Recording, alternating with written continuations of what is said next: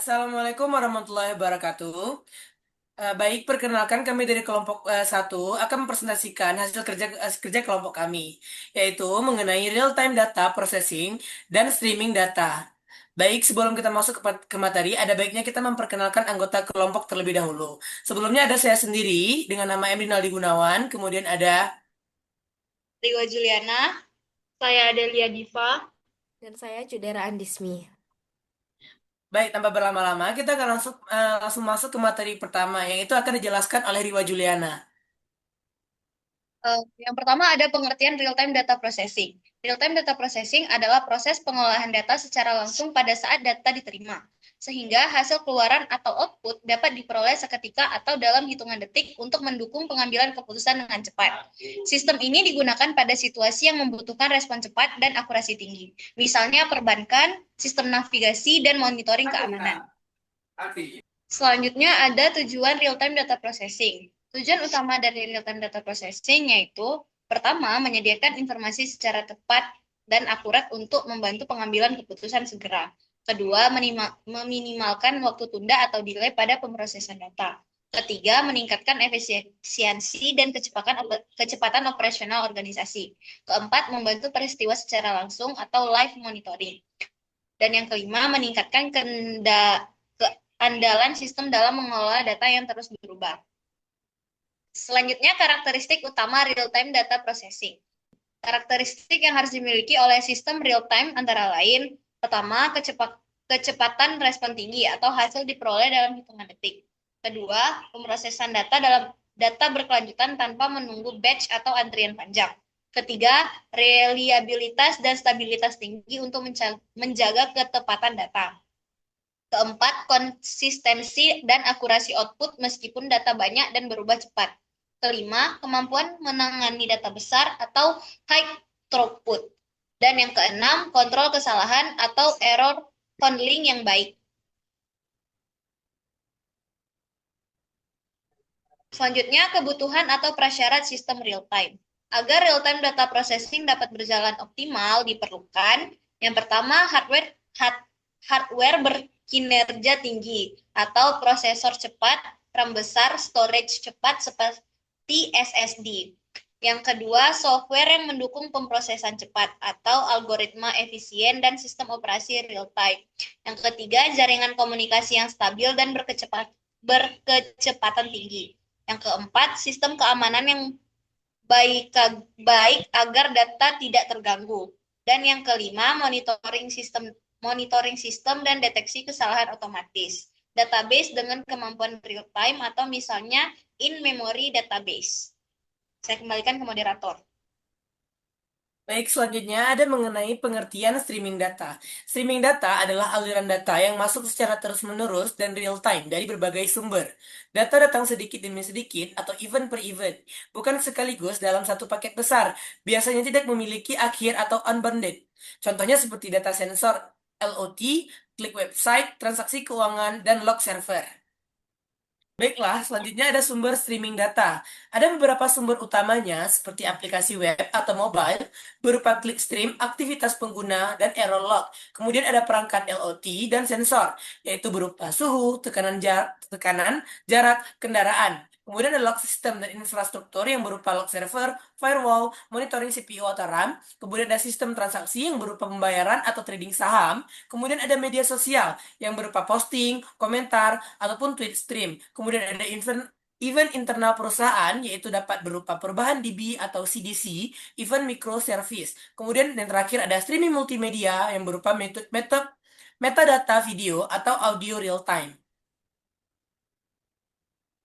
Nah, selanjutnya ada karakteristik mengenai streaming data, yaitu pertama ada continue dan real time, yaitu event yang mengalir tanpa henti. Yang kedua ada unbounded, yaitu volume tak terbatas terus bertambah. Nah, yang ketiga ada cepat dan variatif, yaitu dia laju kedatangan bisa tinggi ataupun fluktuatif. Yang keempat ada unit kecil, yang dimana tiap event kecil tapi total data sangat besar. Yang kelima ada ordering sulit, yaitu event bisa datang tidak berurutan ataupun terlambat. Yang keenam ada stateful processing, yaitu butuh state untuk agregasi real time. Kemudian ada low latency, yaitu berupa hasil cepat atau MS per detik.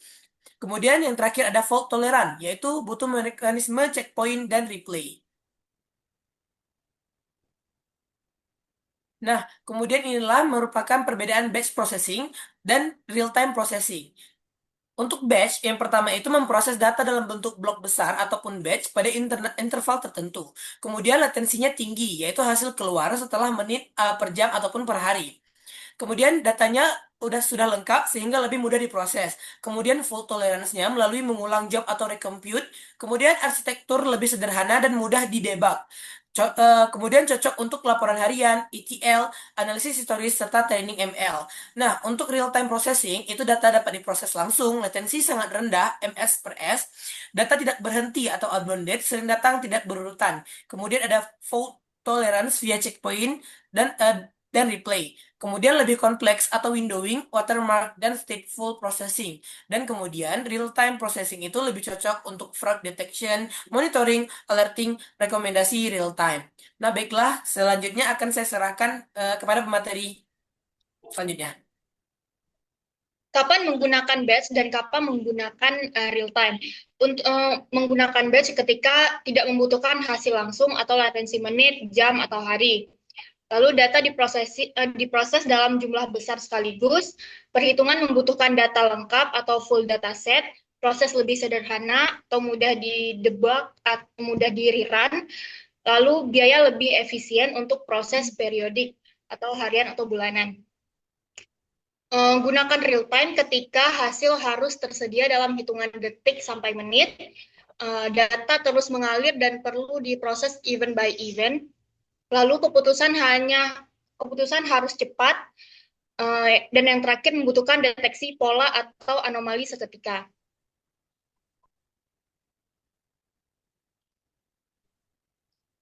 Selanjutnya, arsitektur streaming data. Untuk komponen umumnya, yang pertama itu ada source, yang kedua ingestion layer, yang ketiga message broker, yang keempat stream processing engine, yang kelima state store, yang keenam sync, dan yang ketujuh monitoring. Lalu untuk pola arsitektural populer itu ada lambda arsitektur dan kappa arsitektur. Kalau lambda itu batch layer plus speed layer. Lalu kombinasi akurasi dan kecepatan. Kekurangannya logika terduplikasi. Kalau kappa, semua data diproses melalui streaming. Sederhana, cukup satu pipeline, juga cocok untuk aplikasi event driven modern. Selanjutnya ada siklus pemrosesan streaming data. Yang pertama ada capture, event dikumpulkan dari sumber. Yang kedua ada ingest, dikirim ke message broker untuk buffering. Yang ketiga validation and enrichment, bersihkan dan tambah metadata. Yang keempat processing, transformasi, filter, join, dan agregasi. Yang kelima state dan checkpointing, simpan state agar toleran terhadap crash. Yang keenam sync, kirim hasil ke DB, dashboard, atau downstream apps. Yang ketujuh serving, aplikasi menggunakan hasil untuk keputusan. Yang kedelapan monitoring, cek latensi, throughput, error.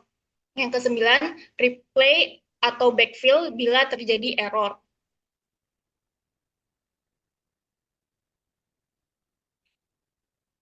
Selanjutnya, jenis pemrosesan dalam streaming data. Yang pertama, stateless processing, tidak membutuhkan state sebelumnya. Contohnya, filter event, mapping sederhana. Yang kedua, stateful processing, bergantung pada data sebelumnya. Contohnya, hitungan per user, sesi pengguna. Yang ketiga, window processing, agregasi dalam jangka waktu tertentu. Jenis windownya tumbling, sliding, session. Yang keempat, stream join atau stream table join atau enrichment. Yang kelima, event time processing dan watermarks, mengatasi data telat, penting untuk akurasi event yang out of order. Yang keenam, complex event processing, deteksi pola sequence event, contohnya pola aktivitas mencurigakan atau fraud. Yang ketujuh, streaming ML inference, anomaly score, dan rekomendasi.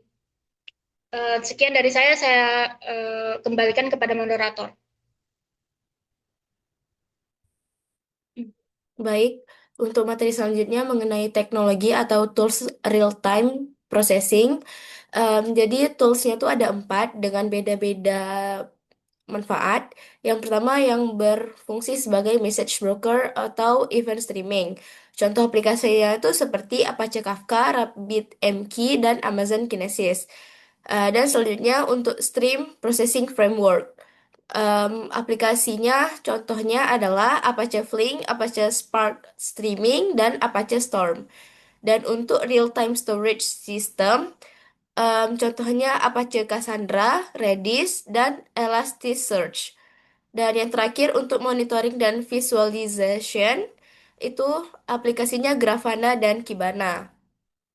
Dan untuk contoh penggunaan real-time data processing dan streaming data, biasanya dipakai di bagian sistem keuangan seperti di perbankan untuk e-commerce dan untuk LOT, IoT atau Internet of Things, dan untuk transportasi seperti ride hailing dan media sosial serta sistem kesehatan dan juga aplikasi log dan monitoring. Nah, kelebihan dari real-time data processing adalah untuk dapat mengambil keputusan yang lebih cepat dan respon yang lebih cepat tanggap terhadap masalah yang terjadi dan peningkatan pengalaman pengguna serta lebih efisien dalam operasi bisnis, sehingga cocok untuk data streaming volume besar dan dapat meningkatkan inovasi produk. Tapi kekurangan dari real time tentunya pasti ada ya. Kekurangan real time data processing ini yaitu biaya infrastruktur yang lebih tinggi, kesulitan dalam arsitektur, dan membutuhkan keahlian teknis yang tinggi, serta risiko ketidakakuratan jika data incomplete, dan monitoring dan debugging yang lebih rumit, serta potensi latensi jika konfigurasi pipeline tidak tepat. Hanya itu materi dari saya kembalikan kepada moderator. Sekian presentasi dari kelompok kami. Lebih dan kurang kami mohon maaf. Wassalamualaikum warahmatullahi wabarakatuh. Waalaikumsalam Waalaikumsalam. warahmatullahi wabarakatuh.